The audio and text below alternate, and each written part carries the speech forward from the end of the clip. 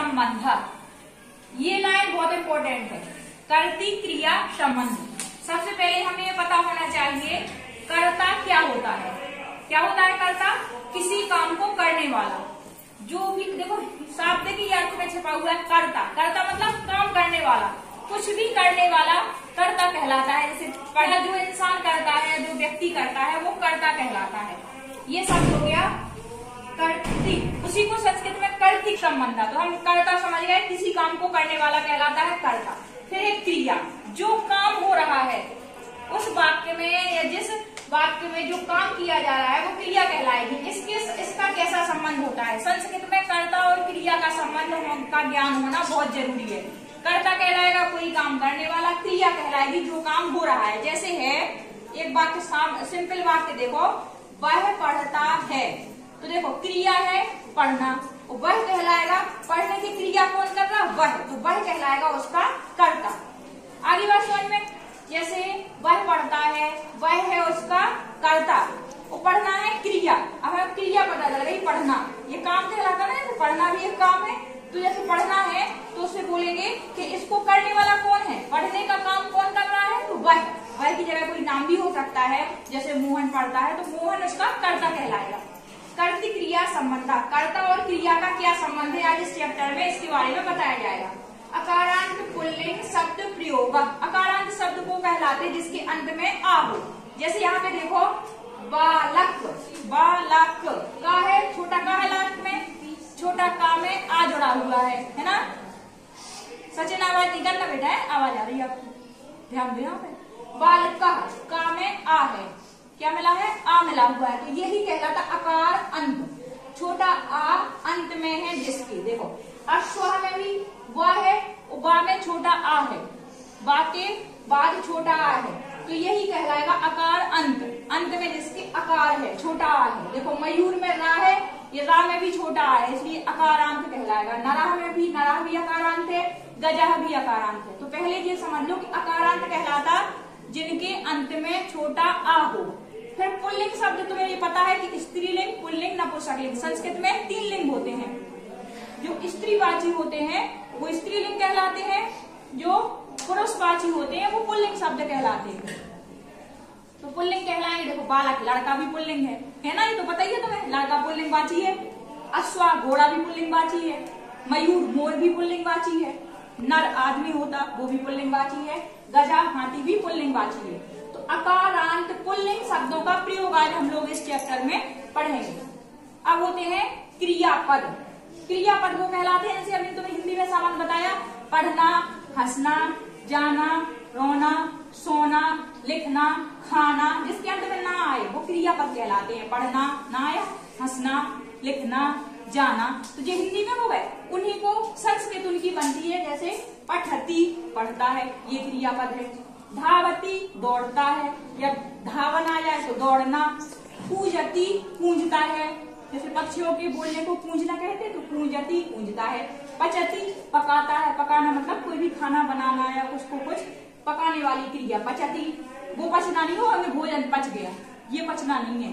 पचती मतलब है पकाना, भोजन पकाना। फिर लिखती लिखना, पतती गिरना, चलती चलना, अस्ति है, ये क्रियापद है। और ये अकारांत पुल्लिंग शब्दों के प्रयोग हैं। अब इस कौन से शब्द में कैसी क्रिया आएगी ये 3 उदाहरणों से आपको समझाया गया है। जैसे बोले यहाँ कर्ता क्रिया, क्रिया। इस लाइन में आपको सभी कर्ताओं के बारे में बताया जाएगा और ये लाइन है आपकी क्रिया के बारे में। देखो एक बात और ध्यान देना, क्रिया और कर्ता का संबंध होता है, कर्ता जिस वचन का होगा। अगर एक वचन का कर्ता होगा तो एक वचन की क्रिया आएगी, द्विवचन का कर्ता होगा तो द्विवचन वाली ही क्रिया आएगी, बहुवचन का कर्ता होगा तो बहुवचन वाली क्रिया आएगी। जैसे आप हिंदी में समझ लो, जैसे एक वाक्य है मोहन पढ़ता है, मोहन पढ़ता है, ता है आया, फिर आया दूसरा वाक्य लड़के पढ़ते हैं। अब हम अगर बोले लड़के पढ़ता है तो ये गलत हो जाएगा ना, क्योंकि बहुवचन करता है तो क्रिया भी पढ़ते हैं आई। इसी प्रकार से वैसे संस्कृत में होता, अगर आपको हिंदी में बन रहा है तो संस्कृत कोई अजूबा नहीं है कि पता चले समझ में, बस टेंशन फ्री होके समझने की कोशिश करना है। जैसे अपन हिंदी के वाक्यों से संस्कृत को समझते हैं, जैसे लड़की जाती है और लड़कियां जाती हैं। एक के लिए अलग शब्द है, बहुतों के लिए अलग आया, जाती हैं आ गया, लड़कियां जाती है नहीं आया, जाती हैं आ गया। इसी प्रकार ये कर्ता का भी है, बालकः पठति, लड़का पढ़ता है, बालकौ पठतः, दो लड़के पढ़ते हैं, बालकाः पठन्ति, बहुत से लड़के पढ़ते हैं। बस हमें केवल ये 3 लाइनें ऐसे लाइन से याद कर लेनी है, लेकिन ये नहीं कभी करना कि बालकः पठतः आ जाए या बालकः पठन्ति आ जाए या बालकाः पठति आ जाए या बालकाः पठता आ जाए, ये कभी नहीं आएगा। कर्ता जिस वचन का है क्रिया उसी वचन की होगी। अगर कर्ता एक वचन का है तो क्रिया एक वचन की होगी, कर्ता द्विवचन का है तो क्रिया द्विवचन की होगी, कर्ता बहुवचन का है तो क्रिया भी बहुवचन की ही होगी। ठीक है, 2-4 बार हम इसको रिवीजन करते हैं। बालकः पठति, बालकौ पठतः, बालकाः पठन्ति। आज अभी हमने जो कर्ता और क्रिया संबंध पढ़े हैं उसकी टेबल है, बहुत इंपॉर्टेंट है, आपको याद भी रखनी है, इसको पढ़ना है। देखो, प्रथम पुरुषः, मध्यम पुरुषः और उत्तम पुरुष। आप लोग ने बोला समझा है। देखो, एक वचन होते, इसमें एक वचन के ही कर्ता का प्रयोग होगा या उसी की क्रियाएं आएंगी। एक वचन में एक वचन की क्रियाएं, ये कर्ता है एक वचन के और ये उसी की क्रियाएं, इसलिए हमने ऊपर नीचे एक साथ लिखे हैं। ये द्विवचन है, द्विवचन का मतलब होता है जहाँ पे 2 लोग हों, द्विवचन मतलब जहाँ 2 लोग हों, ये उसके 2 लोगों वाले ये करता है, ये सब ये उसकी द्विवचन की ये सब क्रियाएं हैं। फिर आता बहुवचन, बहुवचन मतलब कहलाता 3 या 3 से अधिक, तो ये बहुवचन के करता है और ये उनकी क्रियाएं हैं। देखो, पुरुष के बारे में होता, प्रथम पुरुष में वह है, वे दोनों, वे सब, ये चीजें प्रथम पुरुष के अंतर्गत आती हैं। तो इन कर्ताओं में ये वाली क्रियाएं ही लगेंगी प्रथम पुरुष की। मध्यम पुरुष में तुम, तुम्हारा, तुमसे, तुमने, ये सब चीजें आएंगी, ये मध्यम पुरुष के अंतर्गत आएगी और इसमें मध्यम पुरुष वाली ही क्रियाएं लगेंगी। फिर आता उत्तम पुरुष, उत्तम पुरुष होता अपने लिए, मैं, हम दोनों, हम सब, इसमें उत्तम पुरुष वाली ही क्रियाएं लगती हैं। एक बार हम सब लोग इसका वाचन करेंगे। सः, वह, तौ, वे दोनों, ते, वे सब, त्वं, तुम, युवाम, तुम दोनों, यूयम, तुम सब, अहम, मैं, आवाम, हम दोनों, वयम, हम सब, गच्छति। अब इसके साथ इसको मिला के देखना है। देखो, ये देखो, प्रथम पुरुष एक वचन की जो क्रिया है, तो ये प्रथम पुरुष एक वचन के कर्ता के साथ ही प्रयोग होगी। जब हम इसका वाक्य प्रयोग करेंगे तो ये कर्ता आएगा और इसके साथ यही क्रिया आएगी, तो बन जाएगा वाक्य सः गच्छति।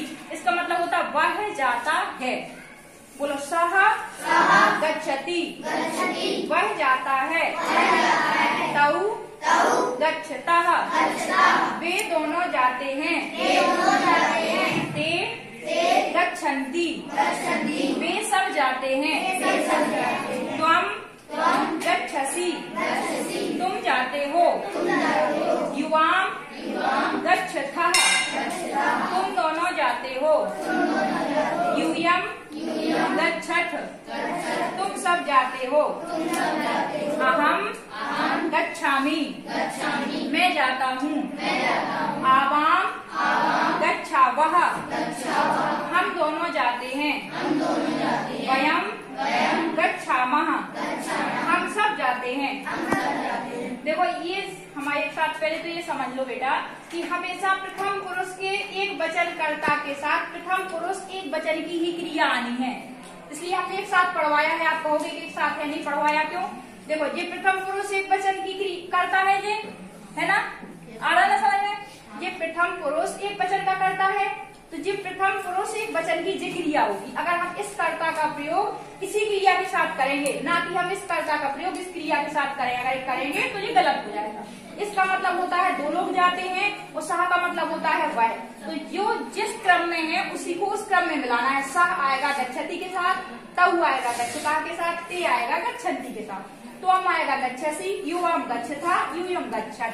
अहम गच्छामि, आवाम गच्छावः और वयम गच्छामः। ठीक है, एक बार इसको पढ़ लेते हैं। सः गच्छति, तौ गच्छतः, ते गच्छन्ति, त्वं गच्छसि, युवां गच्छथः, यूयं गच्छथ, अहं गच्छामि, आवां गच्छावः, वयं गच्छामः।